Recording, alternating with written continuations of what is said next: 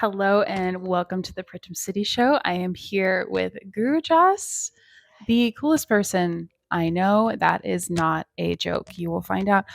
A Grammy Award winner, two-time Grammy Award winner, Billboard number one artist, lead singer of White Sun, yogi, and excellent teacher as well. Thank you for being here. Thank you for that introduction. I'm gonna live off those words for a while here. Thank you. Looks like a saint, but actually is a badass. So let's distill that. Let's distill that out for the masses here a little bit. This is already my favorite interview. Okay.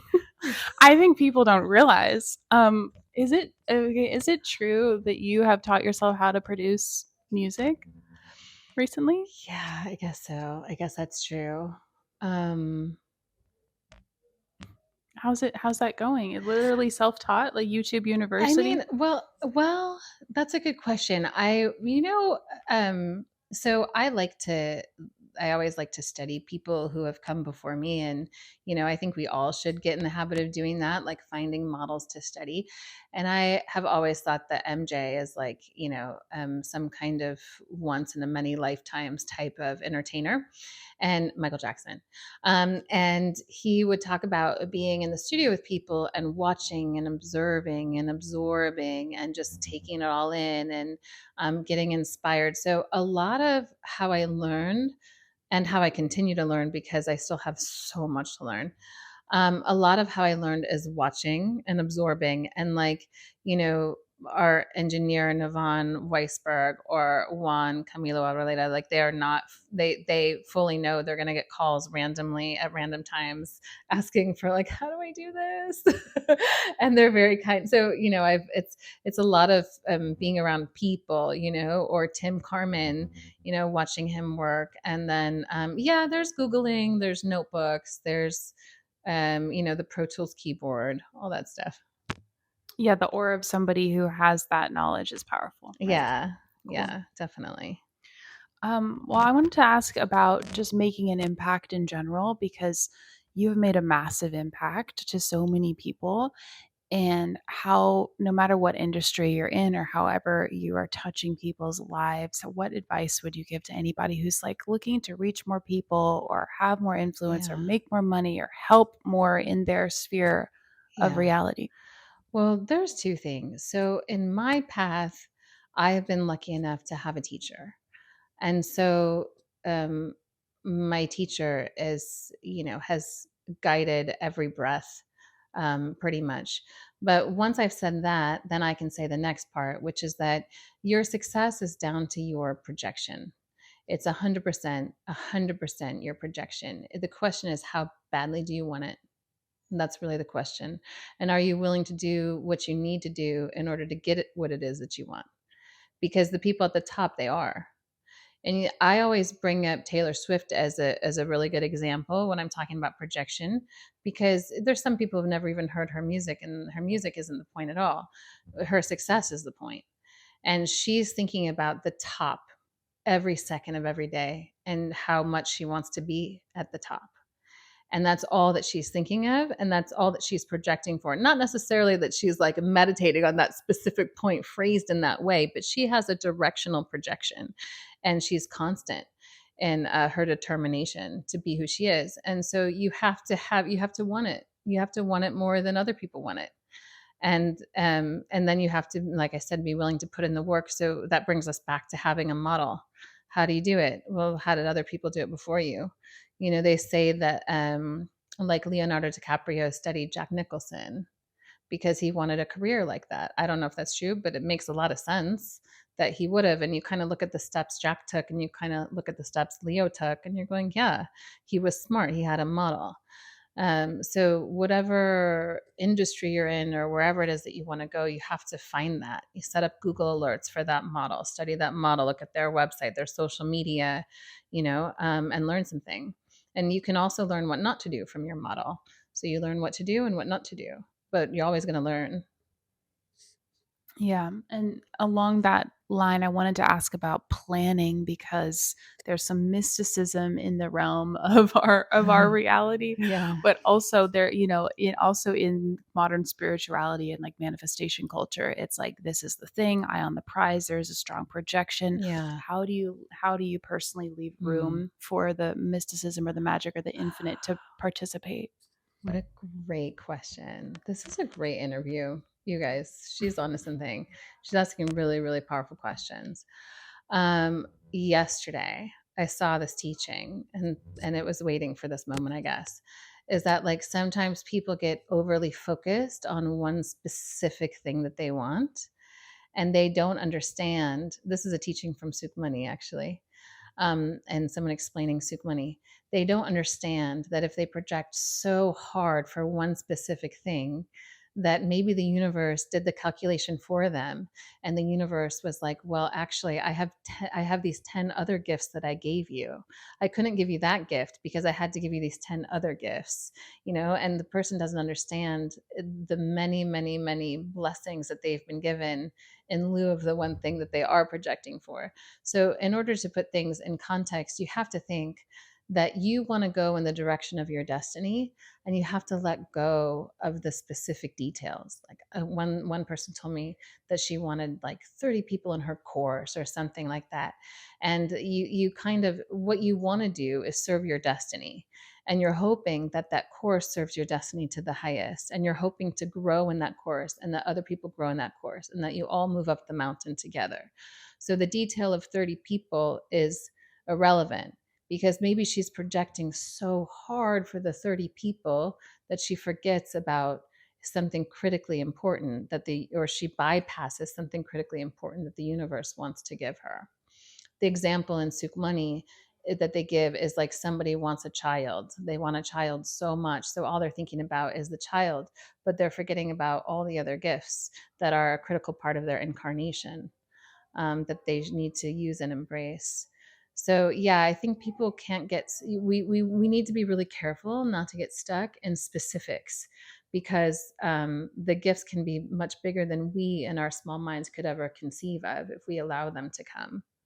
Does that make sense? Yeah, there's a little bit of agility and receptivity, I Yeah. guess, to what's in front of you. Yeah, yeah, yeah. You want to be able to understand that, what's best today might not be best tomorrow, but if you always keep your eye on the prize of your own evolution, you start to let go of the specific details that you think you want.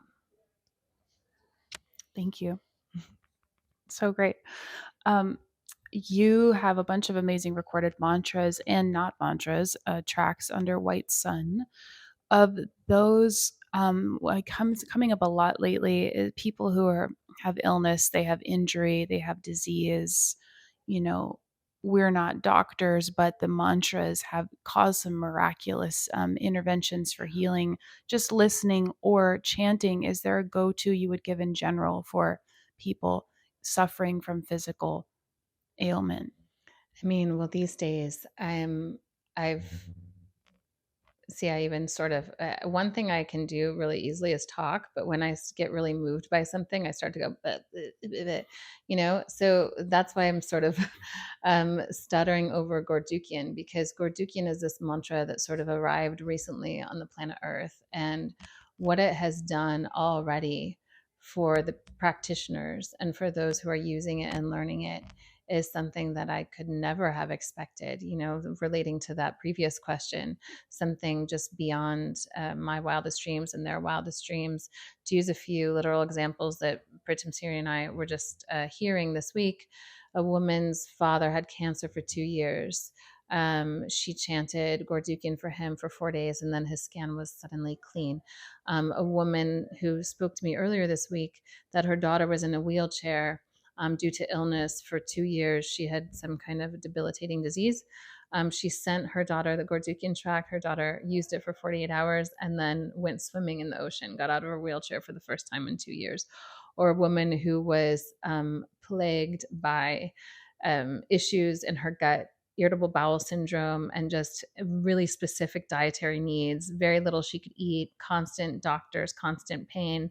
The Gordukian got rid of it. So The reason why Gordikian got on my radar, there's a long story to tell, which I won't tell, but it got on my radar because I found out that it can prevent people from dying when nothing else has prevented anyone from dying, that person from dying, and it prevented Yogi Bhajan from dying. He said, and Hadi Jivan was sick, very sick for a long time, and it came during that period, and so of course that piqued my interest as well. Wow. So will we expect a White Sun recording at some point? We thank you for asking. Yes, yes, the White Sun recording is close to being finished. Thank you. What I love about the White Sun recordings as of late, I mean, always, but it just feels like every song is like ushering us into this new reality, and you feel it like in your bones, and your heart is I opening, and love you're like, that. how are we on planet Earth right now? That's the power of the sound. It's I insane. love that. Something happened recently, and I feel that. I feel I feel the shift.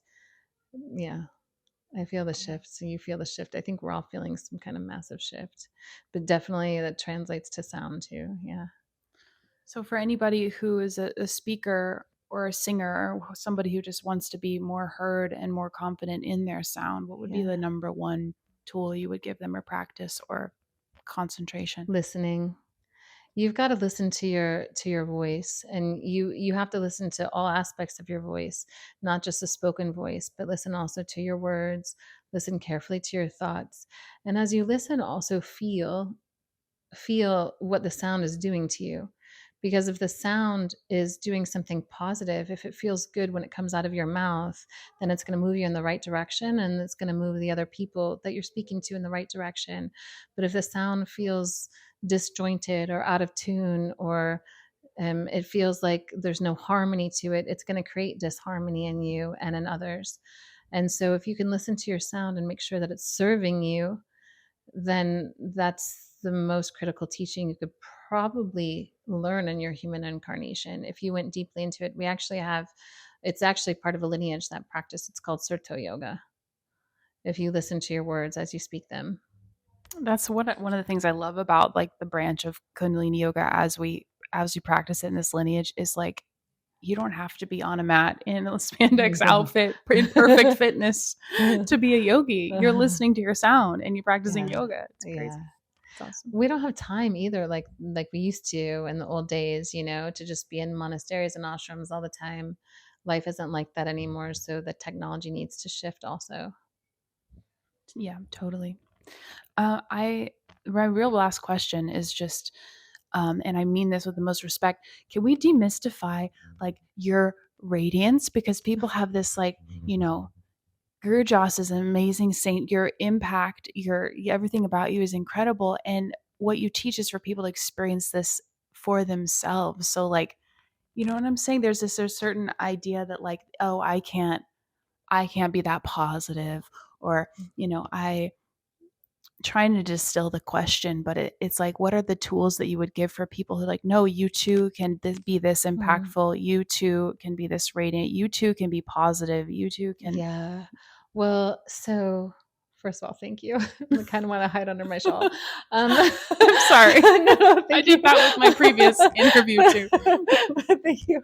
But also, I have to say that the the Aquarian yogis and the advanced people in the Aquarian age, they look like um people enjoying their lives. They look like householders. They look like people who have hobbies and friends and who travel and who work, and who do dishes. Like, this is the new yogi. And there's a lot of people that have showed this to me and proven this to me. But these are the people that are going to carry the planet forward into the 5,000 years of peace that the yogis predicted. And I've met so many people, like talking to you right now. I have goosebumps, and like I feel emotional because I met so many enlightened beings, wearing a maxi dress with lipstick on, So it's about what you're doing, the way that you practice. And there's no limits on how much you can crystallize your consciousness. And what you look like is really couldn't be less relevant. It's like, it's like they say, everyone has said this for hundreds of years, I think, but happiness comes from within, right? So it's not really what you see; it's more what you create inside of you, and that will express itself through you in whatever way, and you want to honor that way. So the happiness and the love that you create within, it's going to express itself in your clothes and in your environment and in your car, and the way you decorate your house. It's but you want to embrace that expression, because it's a expression of love and happiness as you feel it in your own inner being. Thank you so much. Thank you Thank so you, Pritam much. Siri. I hope we get to hang out in the three Me dimensional realm again too. soon. I'll Me be in too. LA visiting you at the Institute, Thank you. Gobind Gobend Institute. Institute. And also, I just have to say, like, you might cut this, but and that's okay. But she's an amazing interviewer. Like, this is an interviewer that understands consciousness and has a depth to her own practice for sure. And this is an advanced being. So you should listen to her podcasts, because I'm surprised by these questions. I've never had them before. Wherever these are going, listen to them all. Okay. Okay. Thank you. It's really the goal is to get to the gem, the diamond mine that everyone has that creates their excellence, and Yeah. that's what I'm drawn to. So Yeah. thank you for your time, and we'll see you soon. Okay. Satnam, everyone. Thank you.